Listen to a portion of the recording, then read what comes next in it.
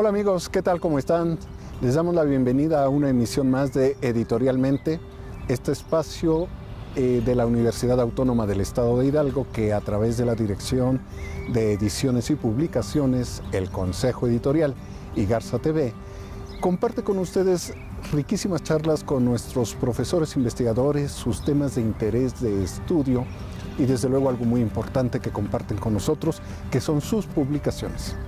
Y pues hoy no es la excepción y aquí estamos transmitiendo desde los jardines de Ciudad del Conocimiento en el municipio de Mineral de la Reforma, conurbado con la capital estatal, y vamos a platicar con el doctor Manuel Alberto Morales Damián, licenciado en Historia y doctor en Estudios Mesoamericanos. En Estudios Mesoamericanos y a nuestra universidad en el área de Historia y Antropología del Instituto de Ciencias Sociales y Humanidades Desde el año 2002 estamos trabajando para la universidad. Entonces, bueno, pues ya tienes aquí un historial bastante largo y además una producción nutrida. Alberto, ¿qué es lo que haces en el Instituto de Ciencias Sociales y Humanidades en el área tuya, Historia y Antropología? Bien, soy profesor de tiempo completo, miembro del Cuerpo Académico de Estudios Históricos y Antropológicos. Durante un tiempo yo fui el jefe, el coordinador de este cuerpo académico y logramos que se convirtiera en un cuerpo académico consolidado. Trabajamos dos líneas de investigación. Esta calificación la otorga el PRODEP, el Programa de Desarrollo del Profesorado de la Secretaría de Educación Pública. Tenemos dos líneas de investigación, una de ellas es la de Cultura y Sociedad en los Procesos Históricos de México, que es donde se inscribe la mayor parte de mis investigaciones. Hay otra línea sobre Sociedad y Economía, en la que eventualmente hago algún trabajo, pero realmente yo me concentro más en los temas de historia cultural. Y dentro de esos temas también, dentro de esos trabajos, también tienes la importante formación de nuevos cuadros profesionistas. Claro que sí, nosotros tenemos en el área dos licenciaturas, la licenciatura en Antropología Social y la licenciatura en Historia de México. Y también colaboramos los profesores en el posgrado en Ciencias Sociales, en la maestría y el doctorado en Ciencias Sociales. Estamos en el proceso de presentar una maestría en Historia que pudiera abrirse en el futuro. Y eso es lo que hacemos en el aspecto docente. En efecto, se han formado ya muchas generaciones en historia. Desde el 2007 se abrió la licenciatura en Antropología Social y pues realmente es una área en la que hay mucho trabajo. Además de los estudiantes es el tema de que los profesores todos estamos trabajando en diferentes proyectos de investigación. De hecho, se están concluyendo 3 proyectos de CONACYT que desempeñamos, en el que participamos varios de los profesores. Hay algunos proyectos que apoya la Secretaría de Educación Pública. Entonces, es un área efervescente en donde hay bastante investigación, en donde hay un trabajo docente pues, comprometido y pues ahí estamos.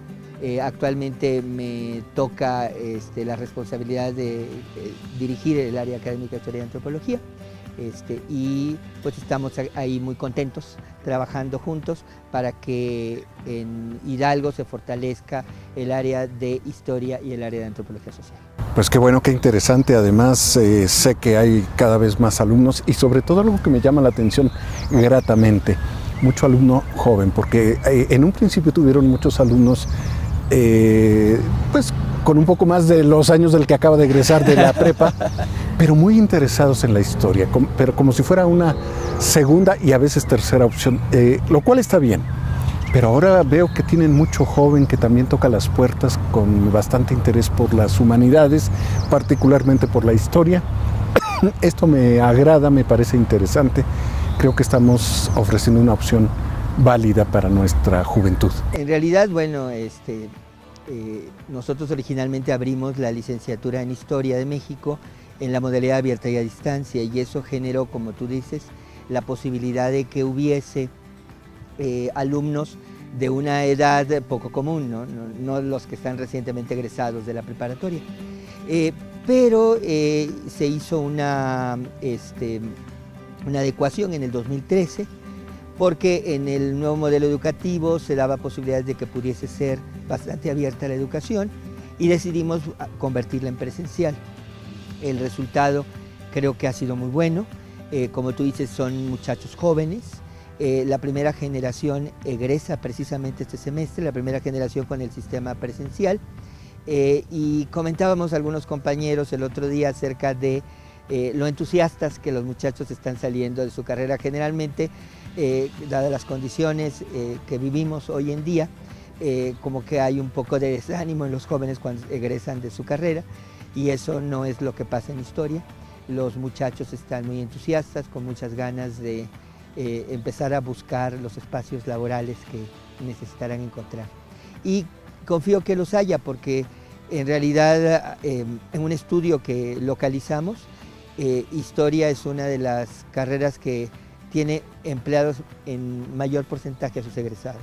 Qué interesante dato. Y de hecho en el estudio que hicimos de egresados, el 95% de nuestros egresados trabaja en algo relacionado con la historia. Además, eso a nosotros no hay lo que algunos llaman el subempleo funcional. Claro, definitivamente, qué interesante, y bueno, pues es una opción para aquellos jóvenes que a veces desconocen que hay estas carreras y bueno, pueden acudir a esto. Oye, Alberto, dentro de tus muchos libros hay uno que acaba de salir hace poco, Jesús Becerril, el hombre y el pintor.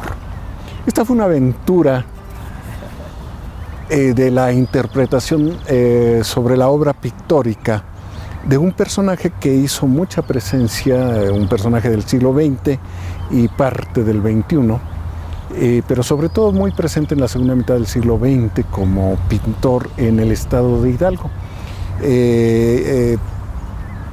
Trabajó varios temas, fue diverso, fue muy productivo, prolijo en ese sentido, y se le conoce, hizo pintura oficial, los retratos de gobernadores, de rectores de la universidad y directores del Instituto Científico y Literario, hizo murales de tema cívico, murales de tema artístico, y algo muy importante que se destaca en su obra, por vocación y por fe, pintura de caballete y murales religiosos. Fue un hombre que además, bueno, llenó la vida pictórica de la entidad en ese sentido. ¿Por qué te llama la atención meterte a trabajar con Jesús Becerril? Y lo digo además como un reconocimiento, porque tus líneas de investigación van sobre aspectos históricos, desde luego manejas mucho el asunto de la imagen, la iconografía, todos estos aspectos a ti te interesan mucho, pero en este caso te saliste un poco de esa vereda para incursionar en otro tema que también es cultural y contemporáneo. Mira, en realidad a mí me interesa mucho el tema de la historia de la religión. Ese es un tema de mi especial interés. Los estudios que hago sobre el mundo prehispánico en general se giran en torno a las creencias religiosas. Y siempre me interesó comprender ese fenómeno en el mundo prehispánico a través de las representaciones, a través de las imágenes en los códices, en la escultura, en el relieve, etc. Y he incursionado eventualmente en hacer algunos trabajos en donde no estamos en el periodo prehispánico, pero en donde hay dos elementos, imagen y creencias religiosas.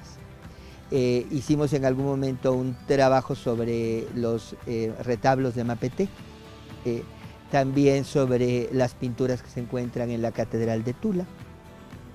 Y pues este trabajo a mí me despertó mucho interés porque era poder observar a un hombre que tiene una firme creencia religiosa y que está realizando actividad pictórica, como tú dices, en el siglo XX. Y entonces era muy interesante poder ver cómo en la obra se estaban reflejando, se estaban manifestando directa o indirectamente las creencias de este artista. Eso es por un lado. Por otro, bueno, también un poco las circunstancias personales. Yo me incorporé aquí en Hidalgo, como te decía, en el año 2002.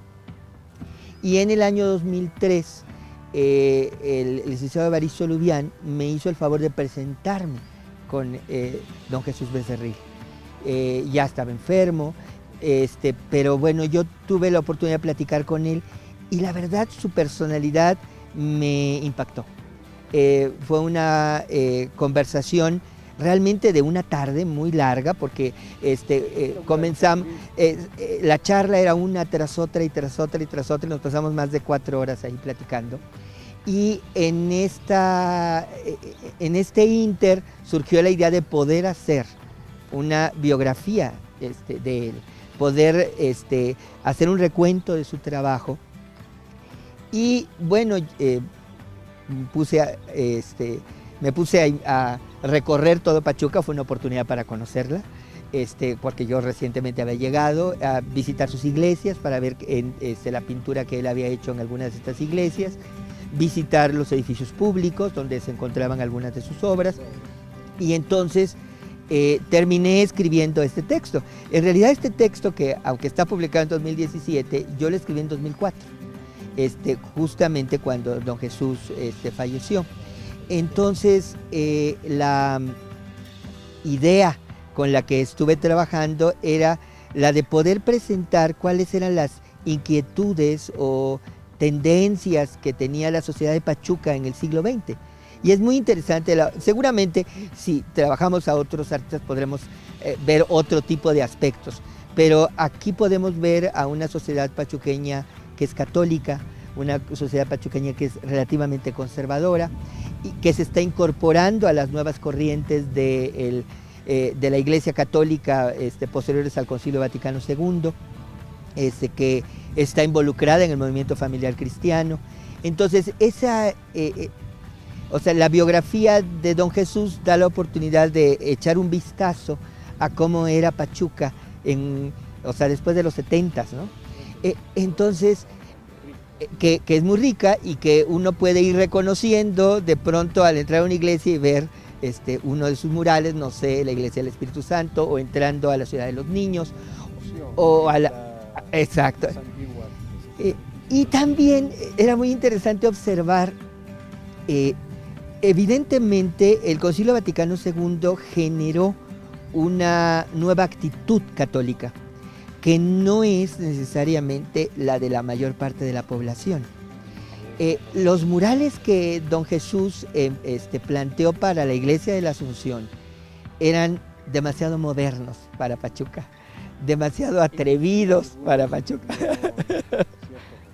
Hay un Jesús crucificado como volando, digamos, en el cosmos, una pintura interesante, pero sí, en efecto, provocó confusión en el mejor de los casos o rechazo en algunos otros. De hecho, justamente platicando sobre la edición del libro, tuve la oportunidad de platicar con una estudiante de la licenciatura en Historia, bueno, ahorita está en pausa de eso, Olga Romo, que me platicaba que ella y su familia dejaron de ir a la Asunción cuando se pusieron las pinturas de don Jesús. ¿Por qué? Porque hubo una...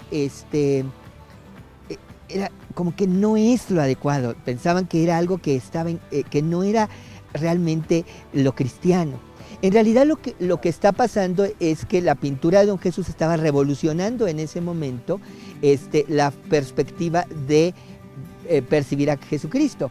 Pero esto es porque en realidad toda la iglesia está en esta cuestión. Es muy interesante que desenrolló ese Cristo que se puso en el altar de la Asunción, debido a que pues el sacerdote responsable dijo que no se podía seguir trabajando de esa manera, y entonces guardó esa lona durante muchísimos años y la rescató don Pedro Aranda Díaz, que le ofreció que se pintara en Tulancingo, en el Seminario Mayor, y entonces retomó esos mismos elementos, aumentó, o sea, evidentemente fue mucho más grande el mural que se hizo allá en el Seminario Mayor de Tulancingo, pero Lo que quiero decir es cómo puedes observar un sacerdote que le dice a un artista, tú no puedes pintar ya esto que está aquí, quítalo, y un obispo que años más tarde, muchos años más tarde, retómalo y hazlo aquí, ¿no?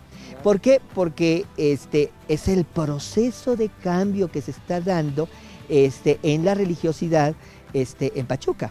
Y esta nueva actitud religiosa se expresa sobre todo en el movimiento familiar cristiano al que él pertenecía. El movimiento familiar cristiano era activísimo, definitivamente. Y su obra cívica incluso está claramente llena de una serie de principios morales que derivan del cristianismo, que no se manifiestan en términos religiosos, pero que están hablando de lo que él concibe acerca de lo que debe ser la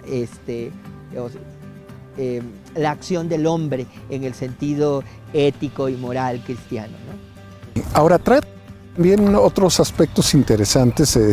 Cuando nos hablas, aquí vemos algunas ilustraciones de una obra también muy amplia de él en la casa editora Galas, que se dedicaba a sacar calendarios. Cuando la época de los calendarios era herencia de alguna manera de Helguera, seguramente, ¿no? Claro. Entonces, calendarios con temas nacionalistas, pero no el nacionalismo académico o sublimado que trabajan los grandes muralistas, los grandes pintores, sino un nacionalismo más popular, más cercano a la gente en general. Él lo lleva a cabo en sus temas que reflejan los calendarios que sacaba la Casa Galas. Estos calendarios que además cada fin de año era un pelear y correr a la carnicería, a la tienda de abarrotes, a no sé dónde, para recibir como una gentileza del dueño a la marchanta, porque era el término, su calendario. Y llegaban y ponerlo, era el cuadro decorativo de la cocina y a veces hasta de la sala. En realidad el trabajo con Galas y con otras empresas que se dedicaban a hacer calendarios es realmente el primer trabajo artístico que va a comenzar a hacer Becerril de manera sistemática. Hizo muchísimas pinturas específicamente para que después fuesen utilizadas para los calendarios, y las temáticas, como tú dices, son de carácter nacionalista, presentando su concepción de lo que debe ser la relación hombre-mujer, por ejemplo, una serie de calendarios que expresan cuestiones de lo que debe ser el niño, de cómo el campo. Así es. Y en gran medida las características que tiene su pintura posterior, la pintura que hace en las iglesias o la pintura que hace en los edificios públicos, está siguiendo un estilo de una línea muy decidida que viene de aquellos calendarios. La obra de Becerril está en todo Pachuca, está en Bondy París, está en Necaxa y está en Tulancingo. Uno puede recorrer estos lugares y encontrar su obra, que es muy interesante porque refleja, como decíamos, los valores de la sociedad de México en el siglo XX. Sí, desde luego. ¿Ya has escuchado algunos comentarios de la lectura de este libro? Todavía no, como está recientemente salido, no he recibido ningún comentario en particular. ¿Ni del autor? Es decir, de ti mismo. ¿Cómo ves tu libro, Alberto? ¿Por qué nos recomendarías leerlo? Bueno, quiero decir, yo ya lo empecé porque además tuvimos el gusto de conocer a Chucho Becerril, así lo conocíamos, muy amigo de mis padres, muy amigo de mi familia. Y bueno, es volver a platicar con él de alguna manera, esas largas charlas a las que le da afecto. Pero tú, ¿por qué te gusta este libro y por qué nos lo recomendarías? Pues yo le tengo un especial cariño al libro, quizá porque es uno de los primeros trabajos que hice intensamente aquí en Pachuca, pero digamos que creo que los lectores podrán tener la oportunidad de conocer de cerca a un pintor pachuqueño del siglo XX y de reconocerse en él, porque bueno, vivimos en esta ciudad y de alguna manera lo que ha ocurrido en ella es lo que nos constituye. Como que después de leerlo valdría la pena que nos invitaras un día a hacer un tour para reconocer la pintura de Jesús Becerril en los espacios cívicos y en los espacios religiosos. Sí, claro. Creo que vale la pena. Es algo que podemos ofrecer, claro, inclusive a los amigos que visiten esta ciudad. Claro. Un libro agradable, ameno, un reencuentro con un personaje singular de nuestra cultura hidalguense, y desde luego, bueno, pues esperamos algún día tener esa oportunidad de, después de leer el libro, apreciar y entender la obra y la evolución, la concepción estética e ideológica y religiosa que Jesús Becerril, El hombre y el pintor, como nombras al libro, nos deja en esa herencia de la pintura, en la entidad, en París y en la entidad, y bueno, Pachuca, Tulancingo y en Necaxa. Gracias, Alberto. Gracias, Morales también, muchísimas gracias. Y pues seguiremos platicando contigo sobre otros libros, otras producciones y sobre esta estupenda carrera de la licenciatura en Historia de México. Claro. Muchísimas gracias. Y a usted que nos sigue, pues gracias, consigue este libro, léalo, conozca a un artista y métase en la vida. Yo creo que algo interesante es no disociar al artista de su vida misma, a su obra y su vida misma. Sí, ese es un aspecto creo que importante en el libro. Traté de vincular la vida del individuo con su obra. Claro, y eso no lo podemos disociar. Nos explica mucho y nos ayuda a entender y apreciar mucho la obra. Le agradecemos que nos haya seguido y lo invitamos a que nos acompañe en la próxima emisión de Editorialmente. Muchas gracias.